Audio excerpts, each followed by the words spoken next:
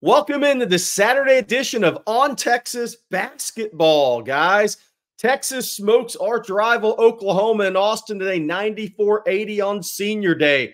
Seniors departing the program, last games for four seniors at the University of Texas. Dylan Dessou, who obviously okay after the knee injury. There was some concern in that Baylor locker room after the game. Dylan Dessou comes back strong today. Brock Cunningham now has played in the most games of any player in Texas basketball history, inserted into the starting lineup for Senior Day. I want to look at that in a second because I do think that starting lineup may give Texas the best offensive options they have for the rest of the season and in the NCAA tournament. Then Max Asmus, transfer from Oral Roberts, his final home game as the University of Texas point guard, combo guard. And then Ithiel Horton, IT Horton, who transferred in from UCF, who has been part-time starter this season, started today. Obviously, I like that when he starts and Kendall Weaver comes off the bench for Texas. But great energy, great effort, great home crowd. A couple of people that were there texted me, said best home crowd of the year. But a huge win for Texas, okay? This is big for NCAA tournament seeding, which I'll get to. This is big for Rodney Terry. I mean, after the loss at Baylor, after having the big lead, Dylan Dessou goes down. Baylor goes on a 21-2 run. You guys know the rest that watched the game, right? Even with one of Max's Asmus's best efforts of the season for Texas. Texas went down in Waco. Haven't won there in quite a while. I think 8 years now. But Texas rebounds, and they scored 94 on Oklahoma today. Oklahoma lacks interior defense. So whether that be in the post defensively or when Texas gets straight line driving opportunities, Texas was able to drive the ball at will today. And thus, look, Texas puts up 94. Tyrese Hunter has a career day. And we've said before, and I've talked about this on Coffee and Football or on Longhorn live streams, Texas can win a couple of games in the NCAA tournament because they can score 75-plus points on a neutral site against talent-neutralized situations. Because when you have Max Asmus and you have Dylan Dessou, you have two guys who you can play through, two different guys. You can run the ball screen, two-man game with them. The key for Texas is that third scorer has to step up. Like if Max is a little off like he was in the first half today, I think he was 2 for his first 9 from the field early in the second half, then somebody else has to step up because either Dessou or Asmus, one of those guys may have an off game. It happens. Who steps up? Tyrese Hunter's been very inconsistent this year, has not developed the way I'd hoped to see him develop at the point guard position. Texas has moved him off the ball this year and Matt has had the ball in Max's hands, which I saved the season in a lot of ways. But Tyrese Hunter, he's not going to have 30. Again, now look, he had a career night. To go with 7 assists, I believe, 9 and 9 from the free throw line, where he struggled this year, which surprised me. But when Tyrese plays well, Texas, it can beat just about anybody. And I'm not saying they can beat UConn. There's 3 or 4 teams out there, and it's all matchup dependent in the NCAA tournament. But Texas can score enough to win a couple of games in the NCAA tournament because you have 2 guys who teams have to game plan for. So if a third, fourth guy, and Kendall Weaver's going to bring that energy, he's going to play well in his role. If Tyrese Hunter plays well as that third scoring option, Texas is a really good team. They can win a couple of games in the NCAA tournament. And I know the average Texas fan checked out. If you aren't a diehard Texas basketball fan and you're more of the average Texas basketball fan, which, you tune in for big games or in the NCAA tournament or Big 12 tournament, you tuned out this year. There's the rough loss at UConn without Dessou, getting blown out by Shock at Marquette, getting blown out by Houston in Houston. I think that one, a lot of the fans are kind of like, this season's kind of over. Texas may not even make the tournament. But here's the reality. There's been some ugly losses this year, but this is a team that can score the basketball. So if you can score 75-plus points on a neutral site, you can steal a couple of games in the NCAA tournament. So for Rodney Terry, 20 wins in year 1 as the head coach. Last year, obviously took over in the tough situation. Year 1, his team, he was the head coach from the start, 20-win season. 9 and 9. This was a big win today. 9 and 9 in Big 12 play. You go 500 in the Big 12, you're the 8 seed headed into the Big 12 tournament. You're probably going to play Oklahoma in the first round because Oklahoma holds the tiebreaker over Kansas State. What's key in that is Soares, the guard who's been playing really well for Oklahoma. He went down with an ankle injury late in the last 3.5, 4 minutes of that game. We'll see what he looks like next week. But so Texas 9-9.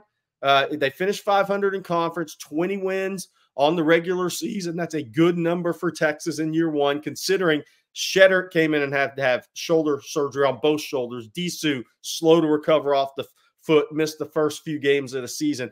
Texas has had a tough time putting the pieces together, putting the parts together, finding the rotation, finding the starting lineup, finding the roles for guys, and having guys buy into their roles. So they've kind of pulled this thing together late. They're playing their best offensive basketball the last 2-3 weeks of the season. Okay, that's a good place for Texas to be headed into the NCAA tournament. So now the question is, where is Texas going to be in that tournament? Oh, before I hit that, I want to say this. So Brock Cunningham starts on senior day, and Dylan Mitchell comes off the bench. That is Texas' best lineup. And I know Dylan Mitchell's the better rebounder, but Texas is going to have to win with offensive basketball. They're not going to be a great defensive team. They're not going to be a great rebounding team. I think they're about plus 1.3, 1.4 for the year rebounding the basketball team. That's about what they are. They're not going to be a great defensive team. They have 2 small guards, and they have good rim protection, not great rim protection and physicality behind those guards.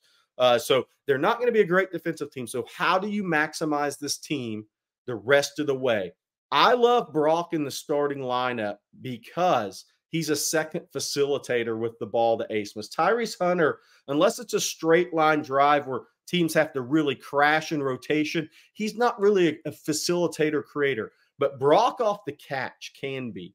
3-point line extended, free throw line extended. You can do some things with him with your offensive action where he's going to find guys. He's going to find cutters, weak side. He just sees the floor well at that position. So that is Texas' best offensive lineup they can put on the floor. Hunter, Asmus, Brock Cunningham, Dylan Disu, and whether IT Horton starts or Kendall Weaver plays the bulk of those minutes. Make no mistake, that's the best offensive team Texas can put on the floor. And then if Dylan Mitchell ever was able, if he ever bought into that role off the bench, if Texas decided, hey, we want to try this in the Big 12 tournament as well, Texas has a chance to be really good offensively when it counts. So now let's look at where Texas is likely going to be at in the NCAA tournament. And I know the Big 12 tournament's still to come. But the way I kind of had broken this down on ontexasfootball.com headed into the Baylor game, and I've been given a kind of a game to game where I thought Texas would be in the tournament. Right now, Joe Lunardi has Texas as an 8 seed. And look, these things change, right? There's a lot of games to be played today, conference tournaments. He currently has them as an 8 seed in the West, where the number 1 is Tennessee, Rick Barnes' old friend. Which would be fun, except Tennessee's got a really good team. That's not a good matchup for Texas, honestly. There's better matchups out there. But let's just say Texas is an 8 seed right now. They're on that 8 seed line trending. If they had won at Baylor, they were headed to a 7 seed outside shot 6 seed. That game didn't go their way. So I do think Texas is sitting on that 8 seed / 7 seed line right now. Going into today's game, they were number 26 in NCAA net. So that is a good number. If you go look at Ken Pomeroy, you got Bart Torvik, you look at all those guys who have rankings that I think do a great job in college basketball, Texas is in top 25. They were 25 in Pomeroy. They were 22 in Bart Torvik. So Texas is right there in that 24, 28 range. So they're sitting there a little higher. The computers, the people that do this like Texas a little better than Joe Lunardi, and the bracketology likes him. Texas 5-7 in quad 1 games. This is a quad 2 win today over an Oklahoma team that will be an NCAA tournament team more than likely. They may be in the play-in game, but they're going to get in. So Texas, I think, is sitting on that 8-7 seed line right now. Shot at a 7 seed. Why that's important is if you can win 1 game in the Big 12 tournament, if Texas can get to a 7 seed, that means you get off that 1 seed line if you get past the 7-10. You don't want to be in the 8-9 this year for Texas because the teams that are the 1 seeds that you're going to have to play if you win an 8-9 game, UConn don't match up well with that physicality in the paint.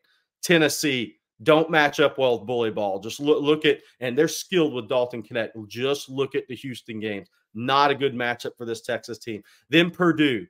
Purdue would give Texas issues because of Zach Edey. He's a tough guard for Texas, and could they get Dylan DeSue in the foul trouble? And Braden Smith is much, much improved at point guard for Purdue in year 2. You don't want to play those 3 teams in round 2, around the 32. You don't want to do it if you're Texas. There's better matchups out there for the Longhorns. So if they've now in position, if they can win one game in the Big 12 tournament, there's a decent shot, if not a pretty good shot, they could end up a 7 seed in the NCAA tournament. And that is big for the Longhorns. Look, I mean, there's been some struggles this year. There's some ugly losses. But again, I want to reiterate this point, and I've been making this point. When you get into the NCAA tournament, the Big 12 is a tough, rugged league.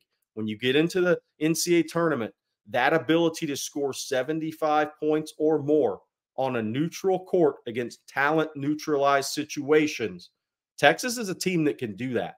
So if you have that ability, and Max Asmus and Dylan DeSue put a couple of games back-to-back that are impressive, scored the basketball offensively, and then Tyrese Hunter plays well enough around them, Texas can win a couple of games in the NCAA tournament. As they need to get off that 8 seed line, though. So it's a big game coming up in the Big 12 tournament. Texas smokes Oklahoma today, 94-80, big win over the arch rival. LaMarcus Aldridge was in the house. Texas had a great home court atmosphere, but the Longhorns end with 20 regular season wins, 9-9 in Big 12 play, sitting on that 8 seed, 7 seed line. Pretty good spot to be, considering you're probably playing Oklahoma again in the Big 12 tournament. And if Soares is out in that game, he's been their best scorer of late. Oklahoma struggles to score, to keep pace with Texas scoring, because they are not very good on defense on the interior. If Soares is out against Texas, I like Texas in a big way in that game a week later after playing Oklahoma. So we'll see what Soares' health is like next week in Kansas City. But Texas is 1 win away, I believe, from being a 7 seed in the NCAA tournament. And if they can get to that 7 seed, they got a chance to make a little noise, because this team does score the basketball at a high level, and they have enough guys that shoot the 3 well. We talked about it going into the season. Texas needs to be a 37, 38% three-point shooting team to maximize what this team can do. And they're right about there. At one point this year, they were number 17 in the country in three-point shooting. Max went through a 3-game stretch where he didn't shoot it well. That brought the average down.